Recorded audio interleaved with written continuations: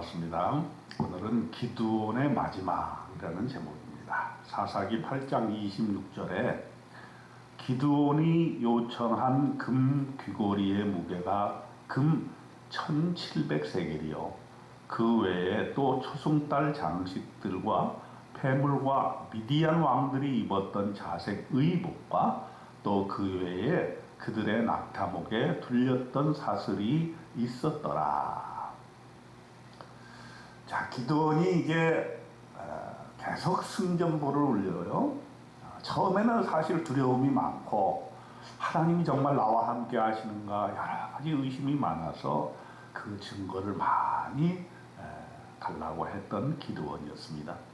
그런데 전쟁을 승리로 이끌게 되니까 자신감이 아주 높아졌고요. 여호와만 의지하는 것에서 약간 자기 자신도 의지하게 되었던 것이에요. 이것이 우리 인생의 길과 비슷하지 않나 생각이 듭니다. 사사기 7장 18절에 보면은 여호와를 위하라 기드온을 위하라 이렇게 이제 구호를 내세우는데 사실은 여호와 하나님만을 영광 돌리는 것이 우리 믿음 신앙인들의 자세인데 여기에 기드온을 위하라 이렇게 자기 자신을 드러내는 것을 보면 기드온이 약간의 그런 자만감이 생기지 않았나 그런 생각이 듭니다. 그것이 바로 사사기 8장에서 주고자 하는 의미다 하는 것이죠. 자, 이렇게 승리를 거듭하게 되니까 함께 했던 그런 종족들이 시기하게 되죠. 첫 번째로 시기하게 된 것이 에브라임입니다. 에브라임 족속과 다투게 되는 장면이 나오게 돼요.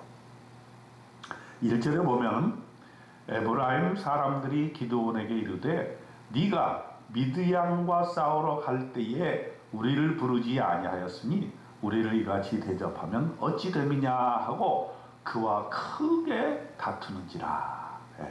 기브온과 같은 편인 에브라임이 다투게 되었다는 것이죠. 이렇게 모든 일이 잘 되고 열매가 많고 결과물이 좋을 때 서로 누가 잘했냐 하는 것이죠. 공간을 다투는 일들이 많이 생길 수가 있습니다. 또 그만큼 기드온이 유명해지고 또 힘이 컸다는 반증이 되기도 하죠. 그런데 기드온은 이러한 다투는 장면에서 잘 에브라임을 다독거립니다. 2절에 보니까 내가 이제 행한 일이 너희가 한 것에 비교가 되겠느냐 하면서 에브라임을 다독거리고 이렇게 잘 다독거리니까 에브라임이 노여움을 풀었다 그런 장면이 나오게 됩니다. 그 다음에 이제 에브라임뿐만 아니라 전쟁을 수행하러 나갈 때에 주변 사람들의 반응입니다. 첫 번째로 숫곳 사람들의 반응인데요. 이게 기드온과 300용사들이 전쟁을 하다 보니까 굉장히 지쳤어요. 배도 고프고요. 그렇지만 이 미디안 왕 세바와 살문나를 끝까지 추격해서 진멸을 해야 되기 때문에 요단강을 건너서 세바와 살문나를 추격하는 과정에 숫곳 사람들에게 떡을 나와요. 먹을 것이 부족했던 것이죠. 이 전쟁을 하려면 사실 무기도 중요하지만 배급이 중요하죠. 먹을 것이 적절하게 보급이 돼야 병사들이 힘을 얻어서 이제 싸울 수가 있는 것이죠. 그런데 이 숫곳 사람들은 거절해요. 야, 내가 어떻게 너를 믿고 너희가 정말 세바와 살문나를 죽일 수가 있단 말이냐? 나는 너 편에 들 수 없다. 혹시 세바와 살문나가 알게 되면 내가 곤란해지지 않겠느냐. 이렇게 이제 기드온의 요청을 거절합니다. 기드온이 화가 나서 내가 들가시와 찔레로 너희의 살을 찢으리라. 7절에 보면 그렇게 말하고 있어요. 그리고 이제 지나가다가 분우의 사람들이 있어서 그들에게도 먹을 것을 요청을 했으나 그 사람들도 또 거절을 했어요. 그러자 기드온이 너희의 망대를 헐리라 이렇게 얘기를 합니다. 이 배고픈 중에도 기드온이 300용사와 함께 세바와 살문나를 사로잡고 그의 온 진영을 격파했습니다. 이제 승리를 하고 돌아오는 길에 기드온이 자기 입에 내뱉은 대로 숫곳의 방백들과 장로들 77명을 들가시와 찔레로 징벌하였다. 성경에 나타나요. 또 분우엘의 망대를 헐고 죽였다. 그리고 세바와 살문나를 죽였다는 장면이 나옵니다. 그래서 21절에 보면은 기드온이 일어나 세바와 살문나를 죽이고 그들의 낙타목에 있던 초승달 장식들을 떼어서 가지니라. 초승달 장식, 이것은 아마도 이들이 가지고 있었던 우상 숭배의 하나의 일종이지 않았나 이렇게 생각이 듭니다. 자, 이렇게 연전연승을 하게 되니까 이제 이스라엘 백성들의 반응이 어떻게 됩니까? 인기가 막 높아지겠죠. 그때에 이스라엘 사람들이 기드온에게 이르되 당신이 우리를 미디안의 손에서 구원하셨으니 당신과 당신의 아들과 당신의 손자가 우리를 다스리소서 하는지라. 자, 승리를 하고 돌아오니까 이제 우리의 왕이 되주옵소서. 당신이 우리의 왕입니다.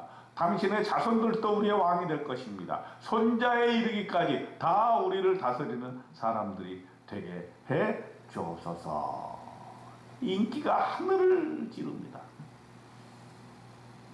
기드온이 답변을 하는데 이렇게 답변을 해요. 사사기 8장 23절에 보면 기드온이 그들에게 이르되 내가 너희를 다스리지 아니하겠고 나의 아들도 너희를 다스리지 아니할 것이요 여호와께서 너희를 다스리시리라 하니라. 이때까지만 해도 기드온은 하나님께 대한 신앙을 저버리지 아니하였던 것이죠. 나는 아니다. 나의 자녀들도 아니다. 오직 하나님 여호와 하나님만이 우리 이스라엘 백성을 다스리게 될 것이다. 얼마나 멋진 말입니까? 그런데 그 결과는 심상치가 않았습니다.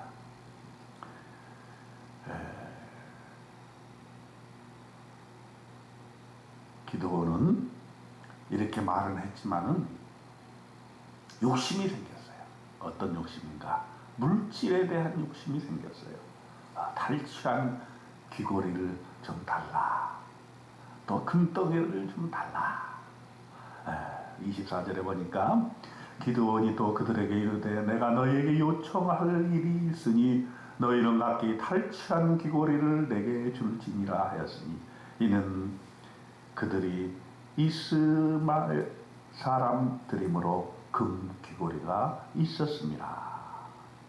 그리고 26절에 보면 기드온이 요청한 금 귀고리의 무게가 금 1700세겔이요. 그 외에 또 초승달 장식들과 폐물과 미디안 왕들이 입었던 자색 의복과 또 그 외에 그들의 낙타목에 둘렀던 사슬이 있었더라. 기드온이 마지막에 이렇게 물질에 대한 욕심을 버리지 못하고 그것이 그의 집안의 올무가 되었다.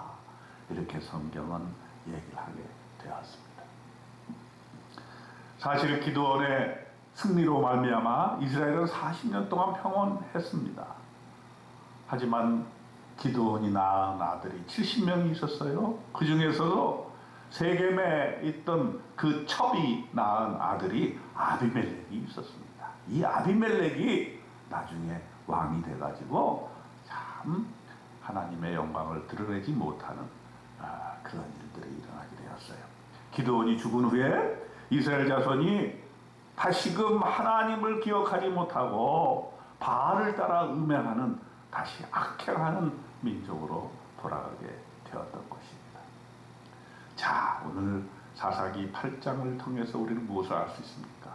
우리가 모든 일이 잘 되고 잘 될 때 조심해야 된다는 것. 그리고 마지막에 욕심을 버려야 된다는 것. 마지막까지 하나님과 함께 죽을 때까지 간다는 것이 얼마나 중요한 것인가.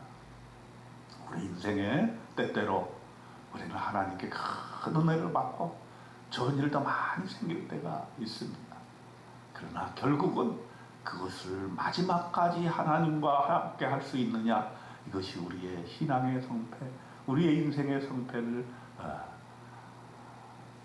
말해주는 것이라 생각이 듭니다. 저와 여러분은 끝까지 하나님만을 섬기고 우상을 저버리고 또 욕심을 저버리고 하나님과 함께 동행하는 그 인생의 마무리를 잘 지시기를 주님의 이름으로 축원드립니다.